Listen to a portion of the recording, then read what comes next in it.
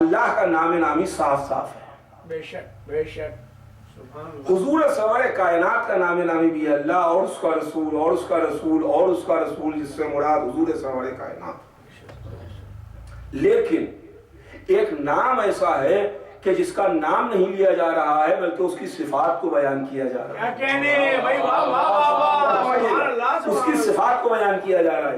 اچھا، جس زمانے میں قرآن مجید نازل ہوا، جب قرآن اتر رہا تھا، نازل ہو رہا تھا، وہ دور کیسا دور تھا، وہ حالات کیسے حالات تھے، وہ زمانہ کیسا زمانہ تھا. مکے میں جب یہاں سے قرآن نازل ہونا شروع ہوا، مخالفتیں ہیں، دشمنیاں ہیں.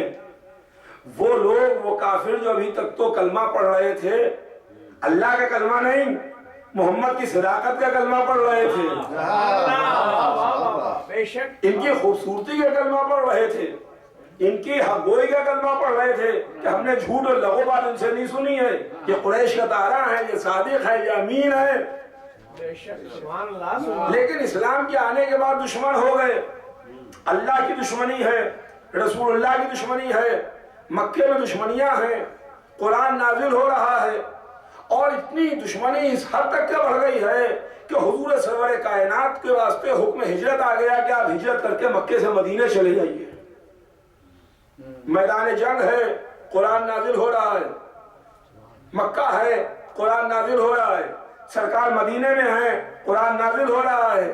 یعنی اللہ کی مخالفت ہے، رسول اللہ کی مخالفت ہے، قرآن نازل ہو رہا ہے، اور آیتوں میں اللہ کا نام ہے، رسول اللہ کا نام ہے، اور ایک تیسری ذات و شخصیت ہے جس کا نام نہیں ہے، جس کی صفات بیان کی جا رہی ہیں. مگر عزیزان گرامی، جب ماحول خراب ہو، حالات خراب ہوتے ہیں، ٹینشن ہوتا ہے، جیسا کہ ہم لوگوں کے ملکوں میں جہاں کے ہم رہنے والے ہندوستان، پاکستان، الحمدللہ یہاں تو وہ چیز نہیں ہے کہ جہاں کو حالات خراب ہو اور ٹینشن ہو تو جس کی دشمنی ہوتی ہے اور جس سے دشمنی ہوتی ہے، جس کو لوگ دشمن ہوتے ہیں، اس کو بچایا جاتا ہے، پیچھے رکھا جاتا ہے، اور جس کی کوئی دشمنی نہیں ہوتی ہے اس کو سامنے لایا جاتا ہے. گھر سے باہر جانے کی بات ہے، کسی کام کی بات ہے کہ تم نہ جانا اس لیے کہ تمہاری دشمنی ہے، تم گھر میں رہو، آپ چلے جائیے اس لیے کہ آپ سے کوئی واسطہ نہیں ہے، آپ چلے جائیں. یعنی جس کی دشمنی ہے اس کو سیو رکھا جائے گا گھر میں، اور جس سے کوئی دشمنی نہیں ہے اس کو باہر بھیجا جائے گا، اس کا نام لیا جائے گا، ہر معاملے میں اس کو آگے بڑھایا جائے گا. مکے میں، مدینے میں حضور سرور کائنات ہجرت کر کے تشریف لے گئے. یعنی اللہ کی دشمنی ہے، رسول اللہ کی دشمنی ہے، کافر اللہ کے دشمن ہے، اس لیے کہ یہ کہہ رہے ہیں کہ اللہ ایک ہے. کافر محمد کے دشمن ہے، اس لیے کہ انہوں نے کہا ہے کہ بت تمہارے خدا نہیں ہے. دشمنی ہے اللہ کی، دشمنی ہے محمد کی، لہذا قرآن میں اللہ اور محمد کا نام نہیں آنا چاہیے. جس کی دشمنی نہیں ہے اس کا نام آنا چاہیے.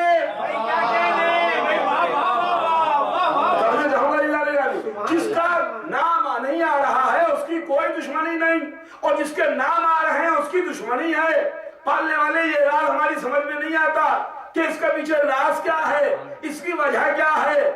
ہمارے یہاں تو یہ دنیا میں ہے پالنے والے، ہمارا مزاج یہ ہے، ہمارا دستور یہ ہے کہ جس کی کوئی دشمنی نہیں ہے اس کو سامنے رکھا گیا، جس کی دشمنی ہے اس کو محفوظ رکھا گیا. شاید جواب قدرت آئے تم کہتے تو صحیح ہو، مگر تمہاری نگاہیں مکے کے کافروں کو دیکھ رہی ہیں، نگاہ قدرت صبح قیامت تک منافقین کو دیکھ رہی ہے.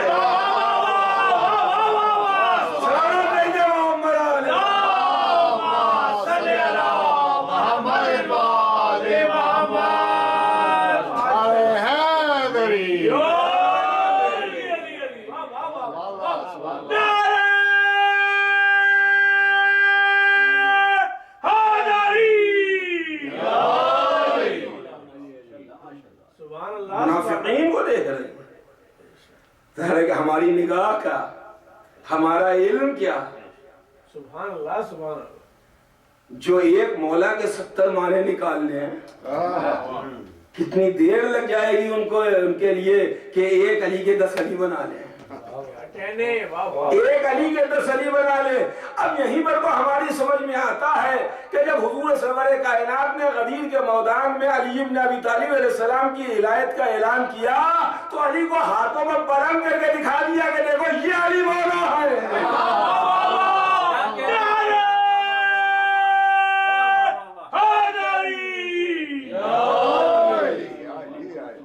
یہ علی مولا ہے. ورنہ علی کی مدح میں حدیثیں ارشاد فرمائی, علی کی مدح میں قرآن میں آیتیں آئیں, قرآن میں سورہ آئے, رسول نے بتائے, مگر کہیں پر علی کو ہاتھوں پر تو نہیں بلند کیا, کہیں ہاتھوں پر تو نہیں بلند کیا. لیکن غدیر کے میدان میں علی کو دونوں ہاتھوں پر بلند کیا کہ دیکھو من کنت مولا فہذا علی مولا, جس کا میں مولا اس کے یہ علی مولا. شاید اس کی وجہ رسول جانتے تھے کہ مسلمان بڑا ہوشیار ہے, اگر ایک مولا کے 70 معنی نکال لے گا تو ایک علی کے 70 علی بنا لے گا.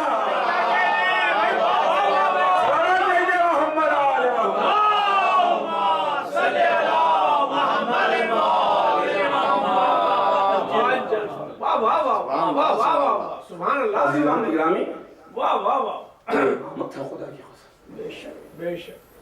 وَكُلَّ شَيْءٍ أَحْصَيْنَاهُ فِي إِمَامٍ مُبِينٍ, ہم نے تمام کمالات جمع کر دیے, بے شک تمام کمالات جمع کر دیے ذات امام مبین میں, ذات مولائے کائنات ہے, جس کی ذات میں تمام کمالات جمع. عالم اسلام یہی تو ہمارے اوپر اعتراض کرتا ہے, مسلمانوں کا یہی تو اعتراض ہے ہمارے اوپر کہ صاحب آپ امامت کو مانتے ہیں, خلافت کو نہیں مانتے, امامت کو مانتے ہیں, خلافت کو نہیں مانتے. ہم نہیں مانتے, ہمارا دل ہے. لا اکراہ فی الدین, دین میں کوئی جبر نہیں ہے, دین میں زبردستی نہیں ہے. زبردستی کر کے تو اللہ کو بھی نہیں منوایا جا سکتا ہے.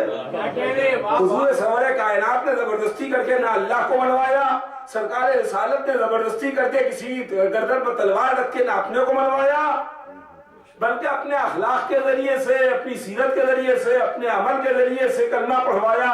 زبردستی کلمہ نہیں پڑھوایا, خود آیا کافر کہتا ہوا کہ رسول اللہ مجھے بھی کلمہ پڑھوا دیجئے. کیا کہنے,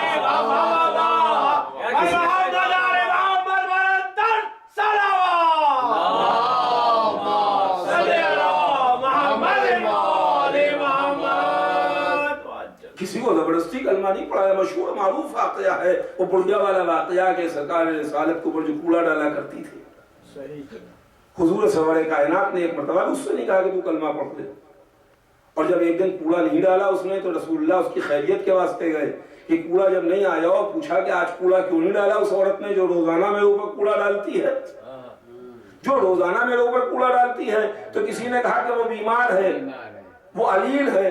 تو رسول اس کی عیادت کرنے کے لیے پہنچے, اور جب عورت نے بڑھیا نے دیکھا کہ یہ اللہ کا رسول, مسلمانوں کا رسول آ جائے ہماری عیادت کرنے کے واسطے, تو رسول کے اخلاق سے اتنا متاثر ہوئی کہ کہنے لگی عبداللہ کے بیٹے آئے ہو تو مجھے کلمہ بھی پڑھاتے جاؤ,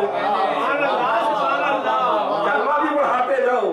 تو رسول اللہ نے زبردستی کلمہ نہیں پڑھوایا. تو عالم اسلام کو بھی اعتراض نہیں ہے زبردستی کہ ان کو مانو ان کو نہ مانو, ان کو آپ کیوں مانتے ہیں, ان کو کیوں نہیں مانتے, ان کو کیوں نہیں مانتے. یعنی 1400 برس کے طول تاریخ میں ہمارے اوپر تو عالم اسلام کا اعتراض ہے کہ صاحب آپ خلافت کو کیوں نہیں مانتے, لیکن ہم نے مسلمانوں سے یہ بات نہیں کہی کہ آپ اہل بیت کو کیوں نہیں مانتے. زبردستی پکڑ کے ہم در علی کو لے کر کے نہیں آئے ہیں, نہ سلمان زبردستی پکڑ کے لے کے آئے, نہ ابو ذر زبردستی پکڑ کے لے کے آئے, نہ میثم زبردستی پکڑ کے لے کے آئے, نہ مقداد زبردستی پکڑ کے لے کے آئے. ہاں انہوں نے راستہ ضرور بتا دیا کہ دیکھو یہ جنت کا دروازہ ہے, یہ حق کا دروازہ ہے.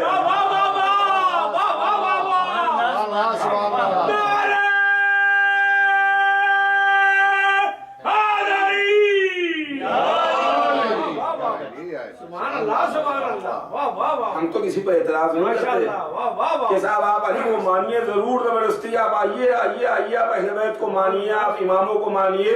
آپ اماموں کو کیوں نہیں مان رہے ہیں, لیکن اگر کبھی کبھی ہم نے یہ بات کہی کہ صاحب امامت ہی کے وسیلے سے جنت کا راستہ ملے گا, تو اس کے اندر بگڑنے کی بات بھی نہیں ہے, ناراض ہونے کی بات بھی نہیں ہے. کہ صاحب اہل بیت ہی کو مانتے ہیں، اہل بیت کے علاوہ کسی کو نہیں مانتے. ہم صرف اور صرف اہل بیت کو مانتے ہیں، اس کے علاوہ بے شک کسی کو نہیں مانتے ہیں. اس لیے کہ یہی اہل بیت وہ ہیں جن کی ذات میں تمام کمالات جمع ہیں. سوال ہے محمد صلی اللہ محمد والے محمد. بے شک. واہ واہ واہ، سبحان اللہ سبحان اللہ. اور یہ کل بھی اعتراضات تھے اور عزیزان اکرامی یہ اعتراضات آج بھی ہیں. آج بھی اعتراضات ہیں، کل بھی یہ اعتراضات تھے. مگر وہ معصوم رہبر جن کے متعلق ہم کو رسول اللہ نے بتایا، سیکون عبادی اثنا عشر خلیفتاً کلہم من قریش، میرے بعد میرے 12 خلیفہ ہوں گے اور سب کے سب قریش سے ہوں. یہ رسول کی حدیث عالم اسلام کے پاس بھی ہے کہ رسول نے فرمایا کہ میرے بعد میرے 12 خلیفہ ہوں گے، میرے بعد میرے 12 جانشین ہوں گے. قرآن میں آیت آئی کہ اطیعوا اللہ و اطیعوا الرسول و اولی الامر منکم، اللہ کی اطاعت کرو، اس کے رسول کی اطاعت کرو اور اولی الامر کی اطاعت کرو. دیکھیے یہاں پر پھر وہی آیت آ گئی جس کا ابھی میں نے آپ کی خدمت میں ذکر کیا تھا. اللہ کا نام ہے، رسول کا نام ہے، اولی الامر کو بتایا جا رہا ہے، نام نہیں بتایا جا رہا. اولی الامر کی اطاعت کرو. تو جب جناب جابر ابن عبداللہ انصاری نے حضور سرور کائنات سے دریافت کیا تھا، سوال کیا تھا کہ اللہ کے رسول، اللہ سمجھ میں آتا ہے، رسول سمجھ میں آتے ہیں، مگر یہ اولی الامر کون ہے؟ اولی الامر کون ہے؟ تو رسول نے جواب دیا تھا کہ جابر سنو، اولی الامر میں پہلے علی ہیں، دوسرے حسن ہیں، تیسرے حسین ہیں، چوتھے علی ابن الحسین ہیں، 5ویں محمد باقر ہیں. اور جب 5ویں کا نام لیا تو فرمایا جابر سنو، اللہ تمہاری عمر کو طولانی کرے گا، تم میرے 5ویں نائب سے ملاقات کرو گے، جب ملاقات کرنا تو میرا سلام اس کو پہنچا دینا،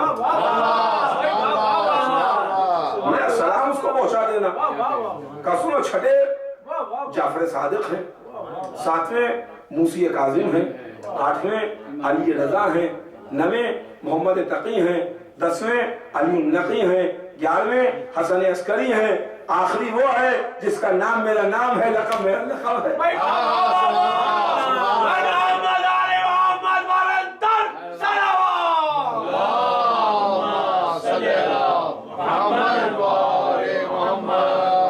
یہ اولی الامر بھی ہیں، یہی 12 معصوم بھی ہیں، یہی 12 امام بھی ہیں. یہ 12 ہیں جن کے متعلق رسول بتا رہے ہیں، جن کے متعلق رسول بتا رہے ہیں. اور عزیزان اکرامی تاریخ گواہ ہے، تاریخ اس بات کی گواہ ہے کہ جس آرڈر سے رسول اللہ نے بتایا تھا ہم کو وہی آرڈر ملا. آرڈر میں رتی برابر کی کوئی تبدیلی نہیں ہوئی. ایسا نہیں ہوا کہ رسول نے کہا ہو کہ زین العابدین کے بعد محمد باقر ہوں گے اور محمد باقر کے بعد جعفر صادق ہوں گے اور جعفر صادق کے بدلے کوئی دوسرا ہو گیا ہو. معلوم یہ ہوا کہ یہ تو 12 وہ ہیں کہ جو اللہ کے یہاں سے منتخب ہو گئے ہیں، ہمارے درمیان ہدایت کرنے کے لیے آئے ہیں. مگر خلافت میں عزیزان اکرامی ایسا نہیں ہے، خلافت میں ایسا نہیں ہے، خلافت میں ایسا نہیں ہے. عالم اسلام اپنے 12 کے نام اس حدیث کے ذیل میں پیش کرتا ہے. ہمارے 12 وہ ہیں جن کے نام میں نے آپ کی خدمت میں عرض کی. ہاں یہاں بچے بچے کو معلوم ہے، سوتے میں پوچھ لیجیے بچے سے تو 12 اماموں کے نام بتا دے گا. اور اس کے مقابلے کے اوپر عالم اسلام نے جن 12 کے نام اپنے پیش کیے، سر منبر عرض کر رہا ہوں، ان کے بڑے بڑے بڈھوں سے پوچھ لیجئے تو اپنے 12 کے نام نہ بتا پائیں گے. غیروں کے بڈھے اپنے 12 کے نام نہیں بتا پائیں گے، ہمارا بچہ 12 اماموں کے نام بتا دے گا. معلوم یہ ہوا کہ جو اصلی مال ہوتا ہے وہ ہر ایک کی زبان پر ہوتا ہے، جو مقابلے پر آیا جائے کھوٹا کھوٹا ہوتا ہے، اصلی اصلی ہوتا ہے.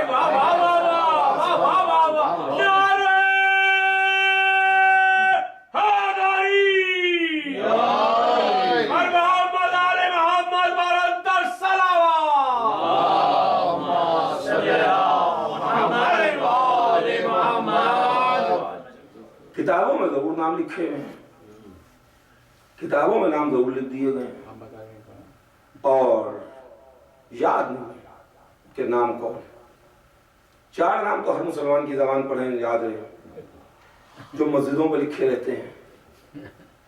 یہ سب مسلمانوں کو یاد ہے، لیکن اس کے بعد کہیے تو اس کے بعد عالم اسلام ایک نام اور لیتا ہے، 4 نام چاروں خلفاء کے، 5واں نام معاویہ کا۔ اب 5ویں نام کے بعد 6 نام کی بات آتی ہے تو پہلو بچا کے نکلنے کی کوشش ہوتی ہے، پہلو بچا کے نکلنے کی کوشش ہوتی ہے۔ جب عالم اسلام پہلو بچا کے نکلنے کی کوشش کرتا ہے تو شانہ ہلا کے کہتے ہیں راہ فرار بزرگوں کی طرح کیوں اختیار ہو رہا ہے، بزرگوں کی طرح راہ فرار کیوں اختیار کیا جا رہا ہے؟ اس لیے کہ تمہارے بزرگوں نے کتابوں میں نام لکھے ہیں تو پڑھنے میں کیا شرم آ رہی ہے؟ سلام دیجیے محمد آل محمد۔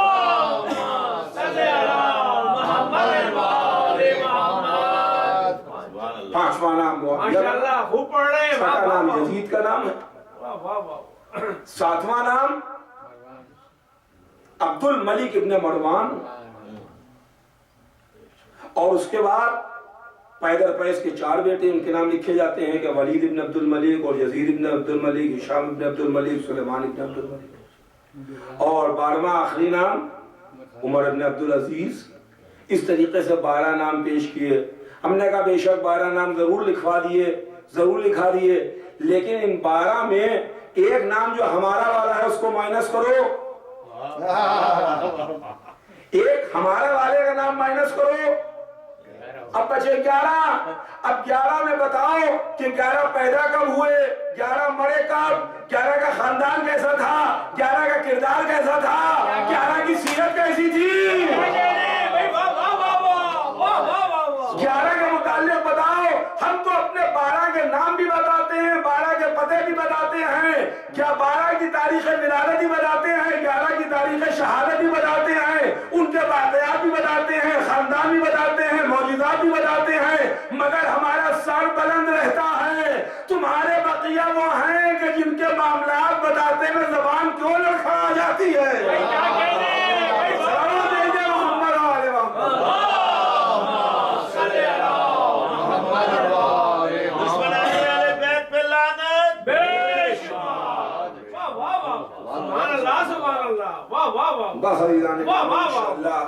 کل آپ کی خدمت میں سبحان اللہ سبحان اللہ، واہ واہ واہ، آج بس یہیں کو برباد تمام کروں گے، وقت مکمل۔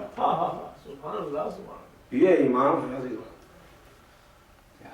اور امام جن کا کام دین کی حفاظت ہے، بے شک بے شک، جن کا کام دین کی نصرت ہے، جن کے ذمے بڑی ذمہ داری تھی، اور ذمہ داری دین کی بچانے کی ذمہ داری تھی، اسلام کو زندہ رکھنے کی ذمہ داری۔ لیکن عزیزان گرامی، میں کیا آپ کی خدمت میں عرض کروں کہ ابھی میں جس بارگاہ میں آیا دیکھ کے طبیعت خوش ہو گئی۔ کیا زری مبارک روزہ، اس بیوی کا جو شریک کار امامت ہے۔ کائنات عالم و آدم میں 2 بہت بڑے باپ ہیں جن باپوں کا کوئی مثل نظیر نہیں ہے، ایک سردار انبیاء، ایک سردار اوصیاء، ایک حضور سرور کائنات، ایک مولائے کائنات۔ ایک کی بیٹی ہے فاطمہ زہرا اور ایک کی بیٹی ہے زینب کبریٰ، ایک کی بیٹی ہے زینب، اور جو فاطمہ زہرا ہیں وہ بھی کسی منزل کے اوپر اپنے باپ کی پہچان بن رہی ہیں، اور جو زینب کبریٰ ہیں وہ بھی کسی منزل پر اپنے باپ کے لیے پہچان بن رہی ہیں۔ بے شک سبحان، بے شک، رسول رحمت للعالمین ہے، قرآن میں ان کے واسطے ارشاد ہوا ہے وَمَا أَرْسَلْنَاكَ إِلَّا رَحْمَةً لِلْعَالَمِينَ، ہم نے آپ کو نہیں بھیجا مگر عالمین کے لیے رحمت بنا کے بھیجا۔ عالمین کے لیے رسول رحمت ہے، زمین و آسمان کے لیے رحمت ہے، چاند سورج ستاروں کے واسطے رحمت ہیں، اولین کے لیے رحمت ہیں، آخرین کے لیے رحمت ہیں، جو پیدا ہو چکے ان کے لیے رحمت ہیں، جو پیدا ہوں گے ان کے لیے رحمت ہیں، دنیا والوں کے لیے رحمت ہیں، عرش والوں کے لیے رحمت ہیں، آخر والوں کے لیے رحمت ہیں، جو کل کائنات کے لیے رحمت ہے وہ محمد ہے، جو محمد کے لیے رحمت ہے وہ فاطمہ زہرا ہے۔ محمد علی محمد ورد الصلوات،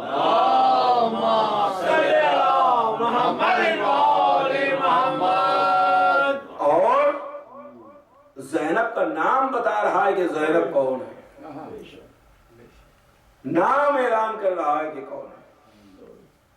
اپنے باپ کی زینت، باپ کائنات کی زینت ہے، سبحان اللہ، سبحان باپ دو عالم کی زینت ہے، باپ دنیا کی زینت ہے، باپ آخرت کے لیے زینت ہے، باپ جنت کے لیے زینت ہے، باپ کوثر کے لیے زینت ہے، باپ سلسبیل کے لیے زینت ہے، باپ میزان کے لیے زینت ہے، جو عالمین کے لیے زینت ہے وہ علی ہے، جو علی کے لیے زینت ہے وہ زینب ہے۔ سبحان اللہ، سبحان اللہ، بے شک، بے شک، درود و لاکھوں سلام۔ بے شک، بے شک۔ عزیزوں کل آپ نے چہلم بنایا، کل چہلم تمام ہوا۔ یہ زینب کے دل کی آرزو ہے، یہ زینب کے دل کی تمنا ہے جو پوری ہو رہی ہے۔ اس کے بعد آج دوسرے دن بھی چہلم کے مجلس ہو رہی ہے اور ماشاءاللہ اتنے مومنین موجود ہیں، جمع ہیں۔ اس کے بعد ذکر حسین ہے۔ یہ زینب کی آرزو تھی اور زینب نے رونے کے واسطے گھر تعمیر کروایا۔ آزا سب سے پہلے آزا خانہ کی بنیاد ڈالنے والی بی بی کا نام زینب ہے۔ جب سید سجاد ہمارے چوتھے امام تشریف لائے ہیں اور یزید نے بلایا تھا جناب سید سجاد کو اور یہ کہا کہ میں نے آپ کو آزاد کیا، آپ آزاد ہو گئے، جہاں دل چاہے آپ چلے جائیں۔ یہ یزید رحم کھا کے آزاد نہیں کر رہا تھا، سکینہ کی شہادت نے آزادی دلائی تھی، سکینہ کی شہادت آزادی دلا رہی تھی۔ ہم نے آپ کو رہا کر دیا، آزاد کر دیا، جہاں دل چاہے چلے جائیں۔ امام نے جواب دیا کہ نہیں، میں اپنی طرف سے کچھ نہیں کہوں گا، میں اپنی پھوپھی سے جا کے مشورہ کرتا ہوں، میری پھوپھی اماں جو کہے گی وہی میرا ارادہ ہوگا، وہی میرا منشا ہوگا۔ آپ پہچانیے جناب زینب کو کہ جناب زینب کون؟ عزیزان گرامی، اول تو جناب زینب اس بی بی کا نام ہے کہ جو معصومین کی آغوش میں پلی ہیں، قرآن کی آغوش میں پلی ہیں۔ جس گھر میں قرآن نازل ہوا اس گھر میں زینب پیدا ہوئی ہیں۔ اور جب ہمارے چوتھے امام تشریف لائے، ہاتھوں کو جوڑا، پھوپھی اماں کیا مریادہ ہے، پھوپھی اماں کیا منشا ہے آپ کا؟ پھوپھی اماں یزید نے ہمیں آزاد کر دیا، ہم آزاد ہو گئے۔ پھوپھی اماں اب آپ کیا چاہتی ہیں؟ تو جناب زینب نے جواب دیا، میرے لال ابھی میں نے اپنے بھائی کا ماتم نہیں کیا، ابھی میں اپنے بھائی کو روئی نہیں ہوں۔ اے میرے لال یزید سے کہہ دو کہ ایک مکان خالی کروا دیں، اس مکان میں اپنے بھائی کا ماتم کروں گی، اس مکان میں اپنے بھائی پر روں گی۔ عزیزان گرامی، جناب زینب شام میں عزا خانہ تعمیر کر رہی ہیں۔ زینب مدینے بھی تو جا کے رو سکتی تھی، زینب کربلا بھی تو جا کر کے رو سکتی تھی، لیکن زینب نے شام میں فرش عزا بچھا کے بتا دیا کہ دیکھو زینب فاتح بن کے جا رہی ہے۔ جس کے بازوؤں میں رسی باندھ کے لائے تھے، جس کے ہاتھوں میں ہتکڑیاں، پیروں میں بیڑیاں بنا کے لائے تھے، وہ اپنی فتح کا اعلان کر کے جا رہا ہے۔ میں نے اپنے بھائی کا ماتم نہیں کیا ہے، میں اپنے بھائی پر روئی نہیں، میں اپنے بھائی کا ماتم کروں گی۔ چوتھے امام نے جا کے یزید سے کہہ دیا کہ میری پھوپھی کی مرضی یہ ہے کہ تو ایک مکان خالی کروا دے، اس میں میری پھوپھی روئیں گی، اپنے بھائی پر ماتم کریں گی، گریہ کریں گی۔ لیجئے جو امام کہہ رہے ہیں، جو امام فرما رہے ہیں، یزید اس کو منظور کر رہا ہے، منظور کر رہا ہے۔ یعنی جو فاتح ہے وہ حکم دے رہا ہے اور جو ہارا رہا ہے وہ شرطوں کو مان رہا ہے، مان رہا ہے یزید۔ ابھی میرے بابا کا ماتم نہیں کیا ہے بھائی پھوپھی نے، لیجئے مکان خالی ہو گیا۔ جناب زینب سیدانیہ بیویاں شام کے قید خانے سے نکلی اور اس مکان میں آئیں جو مکان حسین پر رونے کے لیے خالی ہوا تھا۔ تاریخ بتاتی ہے کہ 7 دن تک زینب اس مکان میں رہی ہیں اور زینب نے حسین پر گریہ کیا ہے، حسین پر ماتم کیا ہے۔ اور شام کی عورتیں زینب کو پرسہ دینے کے لیے آئی ہیں، بیویاں آ رہی ہیں جناب زینب کو پرسہ دے رہی ہیں۔ اور شان کیا تھی آپ کو معلوم ہے؟ زینب وارث غم بن کے خاک پر بیٹھ گئی، وارث غم زینب۔ اور ادھر شام کی عورتیں سیاہ لباس پہن کے سوگواری کا ماحول طاری کر کے زینب کے پاس آ رہی ہیں تعزیت دینے کے لیے، زینب کے پاس تعزیت کے لیے آ رہی ہیں، بیویاں آ رہی ہیں، زینب آنسو بہا رہی ہیں، شہزادیاں گریہ کر رہی ہیں۔ شام کی آنے والی عورتیں رو رہی ہیں، زینب مصائب کربلا بیان کر رہی ہیں۔ ارے بیبیوں غضب ہو گیا، کربلا کے میدان میں وہ میرا بھیا شہید کیا گیا جس کو فاطمہ نے چکیاں پیس کے پالا تھا، میرا بھائی حسین جس کو محمد نے زبان چسائی، جس کو رسول گود میں لے کے منبر پر گئے، جس کے واسطے رسول نے سجدے کو طول دیا۔ زینب مصائب کربلا بیان کر رہی ہیں، شام کی عورتیں گریہ کر رہی ہیں، اے بیبیوں کربلا کے میدان میں میرا قاسم شہید کیا گیا، میرے بھائی کی نشانی تھا، 13 برس کا سن تھا، اے بیبیوں ظالموں نے اس کے لاشے کو پامال کر دیا۔ مصائب کربلا بیان ہو رہے ہیں، زینب آنسو بہا رہی ہیں، سیلانیاں رو رہی ہیں، شام کی عورتیں گریہ کر رہی ہیں، ایک ایک شہید کے زینب مسائل بیان کرتی ہیں، آخر میں کہتی ہیں ارے بیبیوں دنیا نے انصاف نہ کیا، جب میرا 6 مہینے کا بچہ علی اصغر اپنے باپ کے ہاتھوں پر پانی پینے کے لیے گیا تو ظالموں نے تیر مار کے شہید کیا۔